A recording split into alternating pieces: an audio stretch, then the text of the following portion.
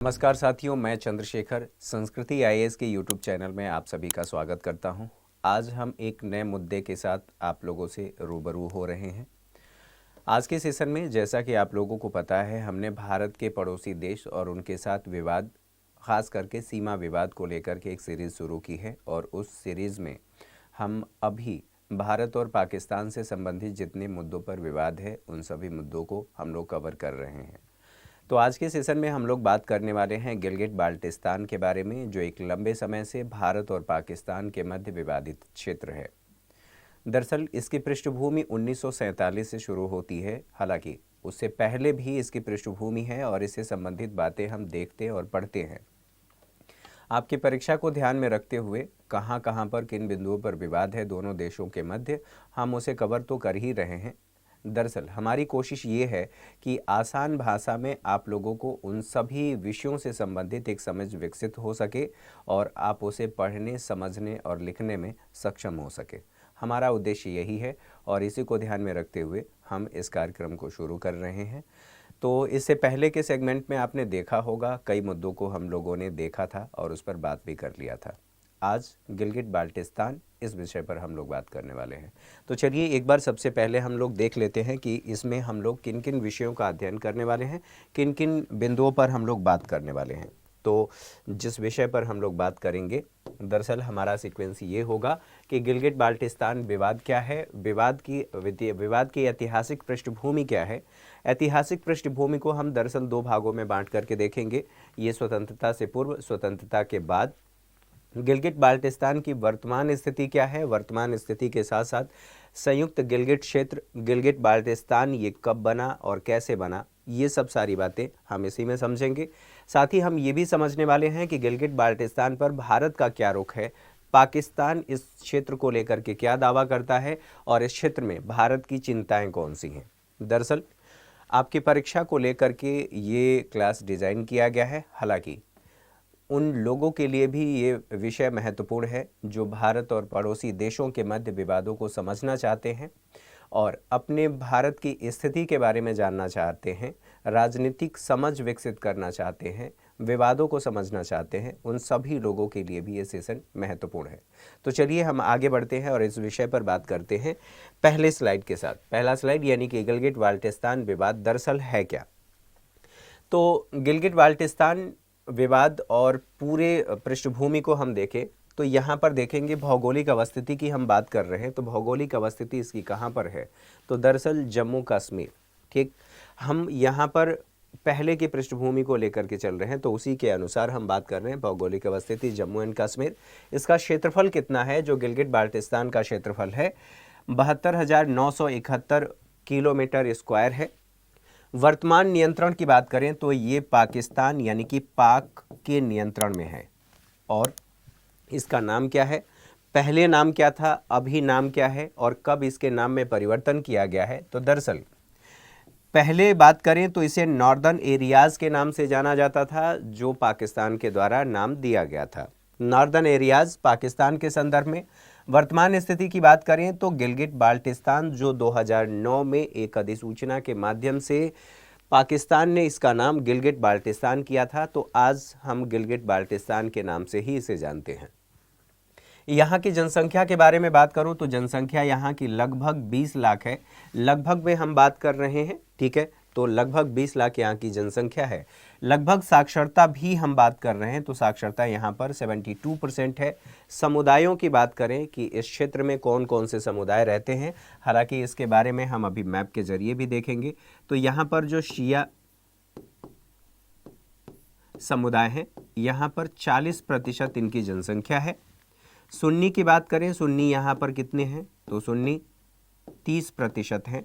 और बाकी जो और हैं वहाँ उनकी अवस्थिति देख लीजिए। इन सभी क्षेत्रों से संबंधित बाकी जो जनसंख्या बस्ती है उसमें छोटे छोटे और समुदाय हैं। यहाँ पर देखिए हमारे सामने इसके एरिया के बारे में बताया गया है कि कितने स्क्वायर किलोमीटर है, पॉपुलेशन कितनी है 2013 के अनुसार बताया गया है, लिटरेसी रेशियो बताया गया है, टोटल ये क्षेत्र है, इसके बारे में हम बात कर रहे हैं। ये जो आप देख रहे हैं दरअसल हम इसी क्षेत्र की बात कर रहे हैं, गिलगिट बाल्टिस्तान। इसे आज़ाद कश्मीर या पीओके भी कहा जाता है। अक्साई चीन की बात करें, सियाचिन की बात करें, ये सियाचिन क्षेत्र है जो आपको दिखाई दे रहा है, हाईलाइट है। इसके बाद ये वो क्षेत्र है जिसे पाकिस्तान ने चीन को दे दिया है। तो ओवरऑल आप मैप देख पा रहे हैं और ये विभाजित क्षेत्र का मैप है, इसीलिए हमें ऐसा दिखाना पड़ रहा है। दरअसल एक आसान समझ विकसित करने के लिए इन क्षेत्रों को हम दिखा रहे हैं। बाकी हम भारत के नक्शे से कोई छेड़छाड़ नहीं कर सकते। भारत का जो भौगोलिक मैप है उससे, जो भारत सरकार ने जारी किया है, उससे हम कोई छेड़छाड़ नहीं कर सकते। तो यहाँ पर विवाद की स्थिति को दिखाने के लिए मैप लगाया गया है, तो आप इसे उसी नज़रिए से देखें। आगे बढ़ें, यहाँ पर बात करते हैं ऐतिहासिक पृष्ठभूमि। तो जब हम ऐतिहासिक पृष्ठभूमि की बात कर रहे हैं तो दरअसल इसे दो भागों में हम बांट करके देख रहे हैं। स्वतंत्रता से पहले की स्थिति क्या थी और स्वतंत्रता के बाद की स्थिति क्या थी। दरअसल इसे हम विस्तार से समझने और इसकी पृष्ठभूमि में जाकर के समझने के लिए ऐसा हमने किया है। तो आई होप आप लोगों को चीज़ें समझ में आ रही होंगी। आगे बढ़ें, जो हम लोगों ने दो डिवीज़न किए, दो भागों में इसे बांटा। स्वतंत्रता से पूर्व की सबसे पहले बात कर लेते हैं। तो स्वतंत्रता से पूर्व एंग्लो सिख वार हुआ था 1846 में, और एंग्लो सिख वार में चूंकि अंग्रेज़ों की विजय हुई थी तो अंग्रेज़ों ने कश्मीर को गुलाब सिंह को बेच दिया था। बेचने के बाद, पूरे कश्मीर की बात की जा रही है, कश्मीर को गुलाब सिंह को बेच दिया था। बेचने के बाद वर्ष 1935 की बात हो रही है, 1935 में समझौता हुआ और इस समझौते के आधार पर ये जो क्षेत्र है, जब गिलगिट बाल्टिस्तान की हम बात कर रहे हैं, इस क्षेत्र को अंग्रेजों को दे दिया गया। समझौता ये क्यों किया गया, दरअसल इस बात को समझना हमारे लिए ज़रूरी है। यहाँ पर देखिए, ये जो क्षेत्र है अंग्रेजों के लिए ये क्षेत्र महत्वपूर्ण था। हालांकि पहले से ही यहाँ पर एक सैन्य टुकड़ी मौजूद थी और उस सैन्य टुकड़ी के द्वारा देखभाल इन क्षेत्रों की जा रही थी। फिलहाल इस क्षेत्र के महत्व को ध्यान में रखते हुए अंग्रेजों ने जम्मू कश्मीर के महाराजा से एक समझौता किया और उस समझौते के आधार पर, इन दोनों के मध्य समझौता होता है, समझौते के आधार पर 60 वर्ष के लिए इस क्षेत्र को अंग्रेजों ने लीज पर ले लिया जम्मू कश्मीर के महाराजा से। लीज पर लेने के बाद अब अगर पूरे क्षेत्र की बात करें तो ये कितने भागों में बटा हुआ था, तो पूरे जम्मू कश्मीर की हम बात कर रहे हैं तो यह जम्मू, कश्मीर घाटी, लद्दाख, गिलगिट वज़रात और गिलगिट एजेंसी, ये कुल 5 भागों में इसे विभाजित किया गया था।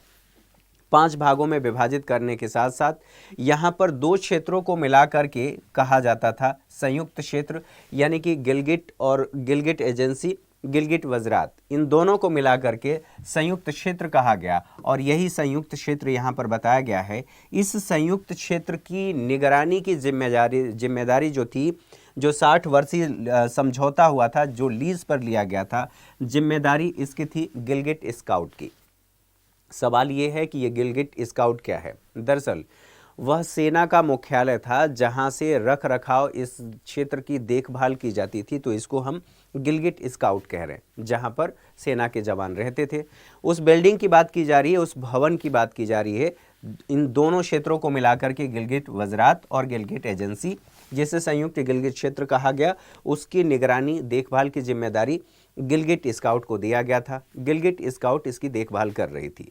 ये तो बात हुई अभी स्वतंत्रता से पहले की स्थिति थी।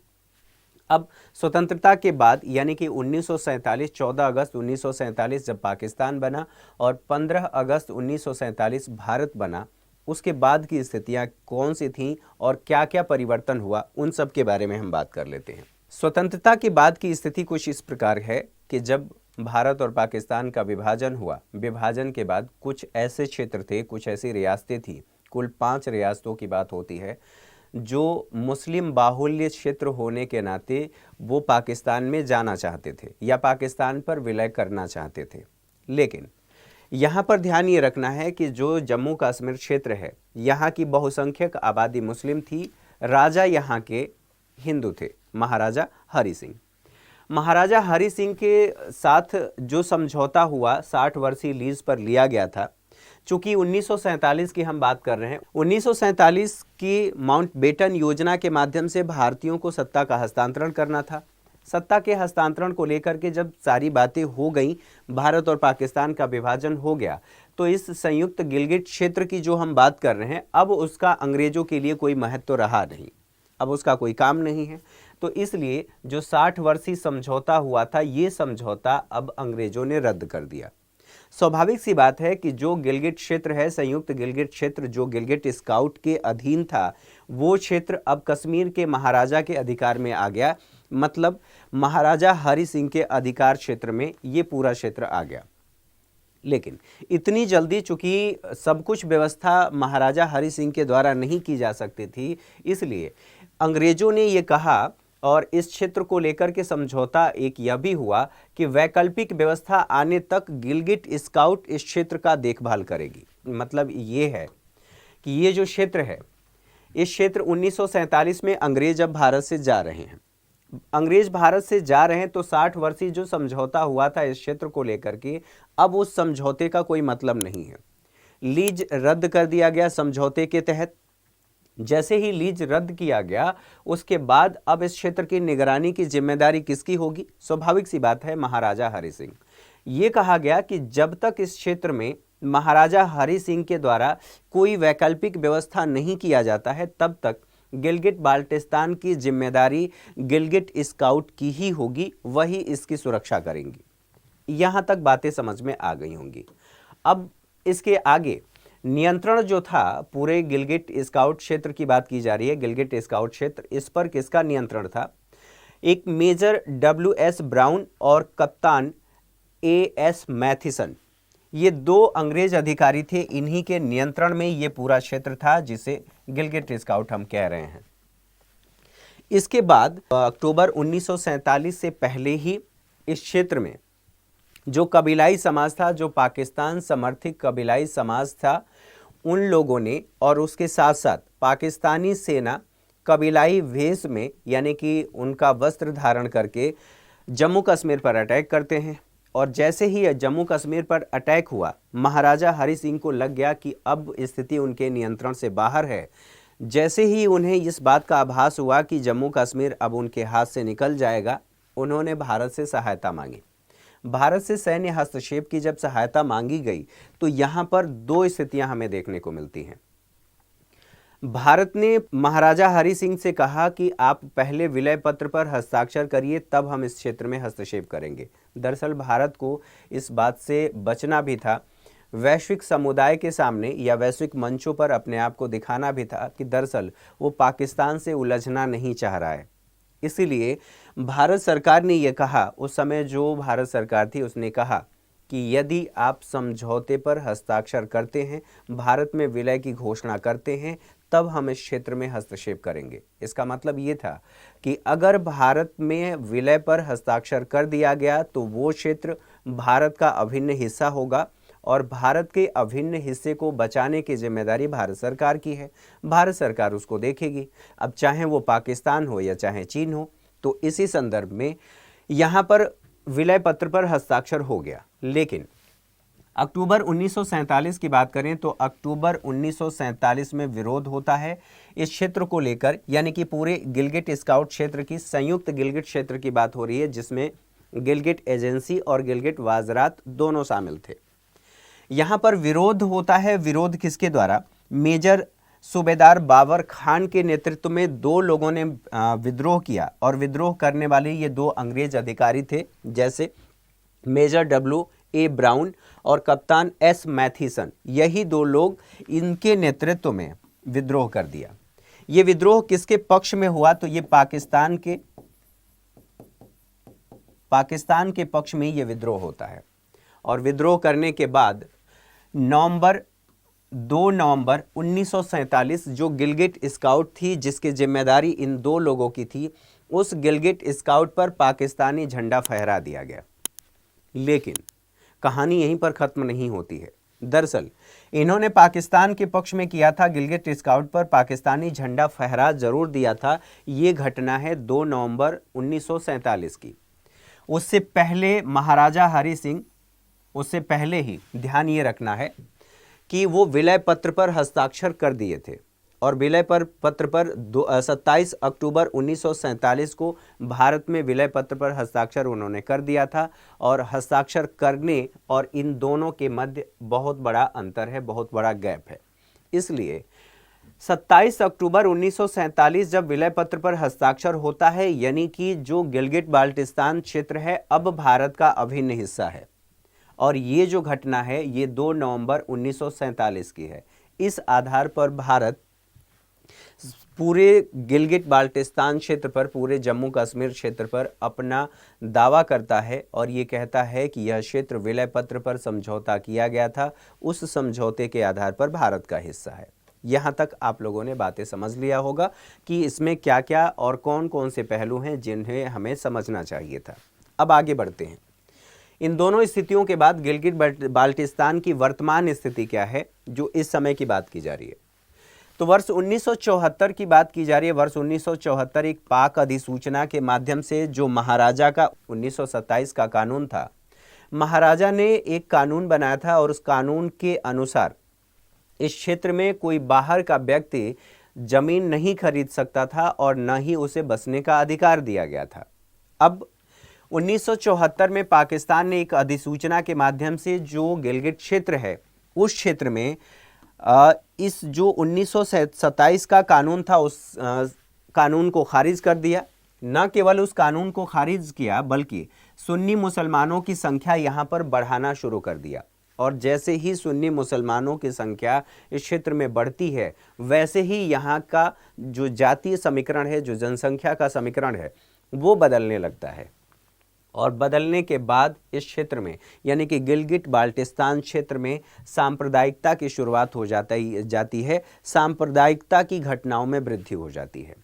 तो यहाँ पर ये पाकिस्तान की सोची समझी चाल थी कि 1974 के द्वारा इसको परिवर्तित करता है। परिवर्तित करने के बाद अगर ये परिवर्तित नहीं करता तो इस क्षेत्र में, पूरे गिलगिट बाल्टिस्तान क्षेत्र में सुन्नी मुस्लिम की संख्या नहीं बढ़ा पाता और यहाँ पर सांप्रदायिकता की शुरुआत नहीं होती और न ही इस क्षेत्र में पाकिस्तान की मजबूत स्थिति होती। दरअसल इसका मतलब यह भी था कि अगर ऐसा नहीं करता पाकिस्तान, तो पाकिस्तान जो बार बार ये दावा करता है कि इस क्षेत्र में जनमत संग्रह कराने के आधार पर भारत या पाकिस्तान में विलय का निर्णय किया जा सकता है, वो निर्णय नहीं हो पाता, क्योंकि यहाँ पर पहले जो स्थिति थी वो भारत के समर्थक लोग थे। अब जो स्थितियाँ हैं, जैसे ही यहाँ पर सुन्नी मुस्लिम्स की संख्या बढ़ी वैसे ही अब ये समीकरण बदल गया और जो वोट की संख्या होगी, अधिकांश वोट की संख्या पाकिस्तान के पक्ष में होगी। तो दरअसल ये सोची समझी रणनीति के तहत ऐसा किया गया था। राजनीतिक स्थिति की बात करूं तो यहाँ पर विधानसभा है, लेकिन विधानसभा की सीमित शक्तियाँ हैं। सीमित शक्तियां होने के साथ साथ यहाँ पर जो वास्तविक नियंत्रण है वो पाकिस्तान के प्रधानमंत्री के नियंत्रण में है। कोई भी बदलाव पाकिस्तान के प्रधानमंत्री के द्वारा इस क्षेत्र में किया जा सकता है। फिर आगे चल करके पाकिस्तान ने इसे अपने 5वें प्रांत के रूप में घोषित कर दिया और वर्तमान स्थिति यही है कि 5वां प्रांत इसको घोषित किया गया है पाकिस्तान के द्वारा, यानी गिलगिट बाल्टिस्तान को उसने अपना 5वां प्रांत घोषित किया है। अब इसके आगे इससे संबंधित बातों को समझें तो यहीं पर देखेंगे संयुक्त गिलगिट जो क्षेत्र है, गिलगिट बाल्टिस्तान यहाँ की बात करें तो वर्ष 1970 की बात करें तो संयुक्त गिलगिट क्षेत्र एक इकाई के रूप में हुआ करती थी और एक इकाई यानी कि दोनों की हम बात कर रहे हैं, ये पीओके जो आज आप पीओके पढ़ते हैं, ये दोनों एक इकाई हुआ करती थी। लेकिन 1971 का जब युद्ध हुआ, 1971 का युद्ध आप लोगों ने पढ़ा भी होगा कि एक पश्चिमी पाकिस्तान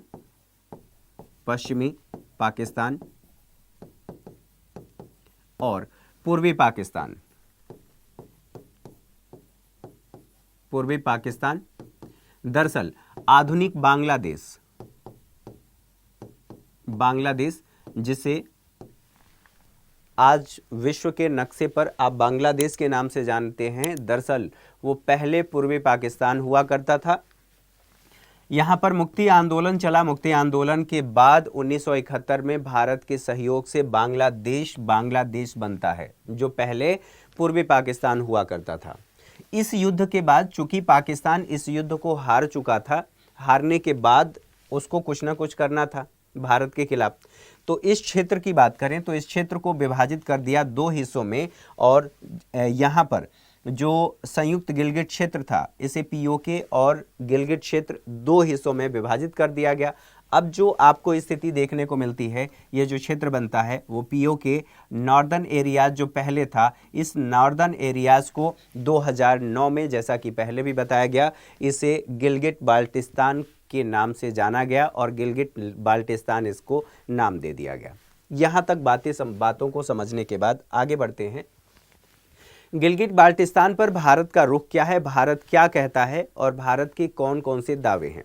जैसा कि आप लोगों ने भारत का राजनीतिक मैप 2019 के बाद जो राजनीतिक मैप जारी किया गया, उस राजनीतिक नक्शे के अनुसार इसमें गिलगित बाल्टिस्तान को भारत का अभिन्न हिस्सा बताया गया है।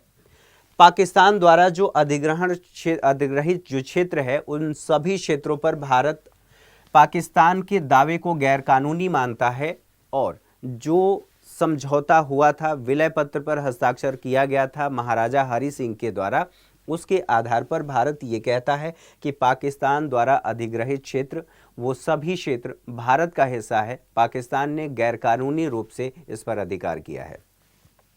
1994 की बात करें तो 1994 में भारतीय संसद द्वारा पीओके और गिलगित बाल्टिस्तान इन दोनों को भारत का अंग बताया गया था। 1994 में ही जो संसद ने एक अधिसूचना जारी किया था, उसके माध्यम से ये बताया गया था कि दोनों क्षेत्र भारत का हिस्सा है।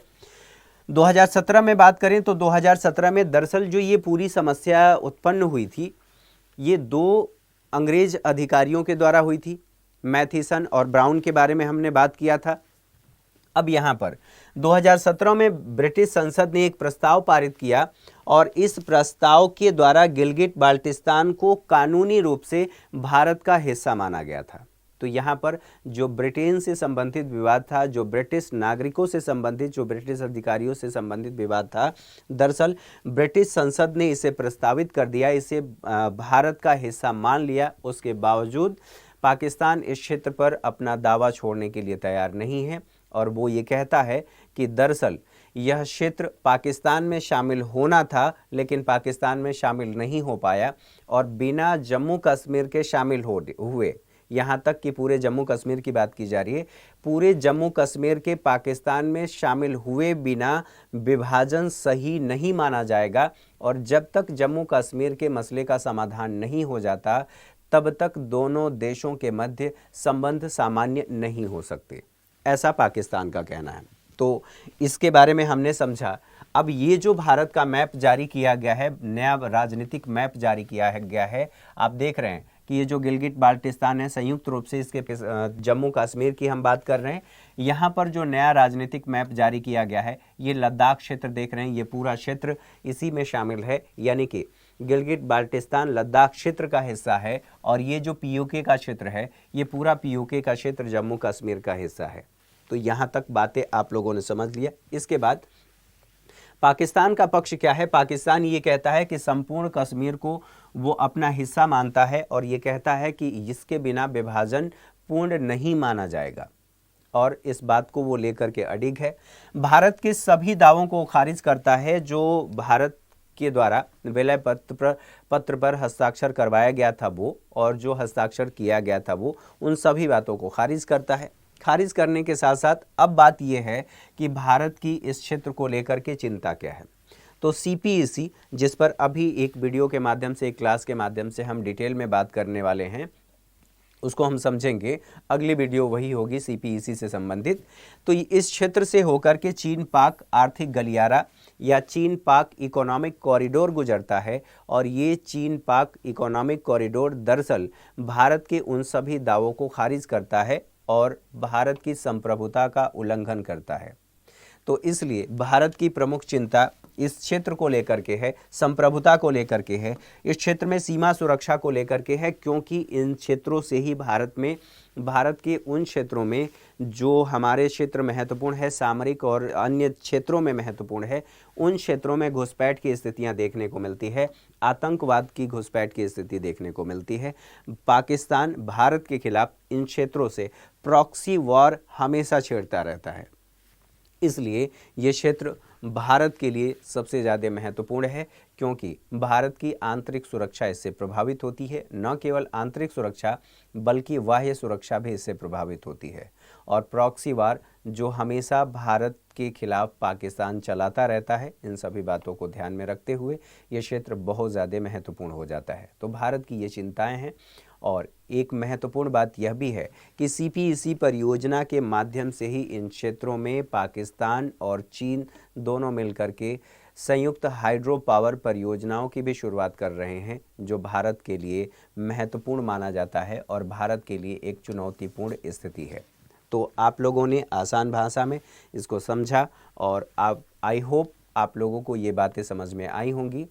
आप सभी इस क्लास से जुड़े और आप लोगों ने इस क्लास को एंजॉय किया, उसके लिए बहुत बहुत धन्यवाद। Thank you for watching. अगली क्लास में मुलाकात होगी, तब तक के लिए नमस्कार।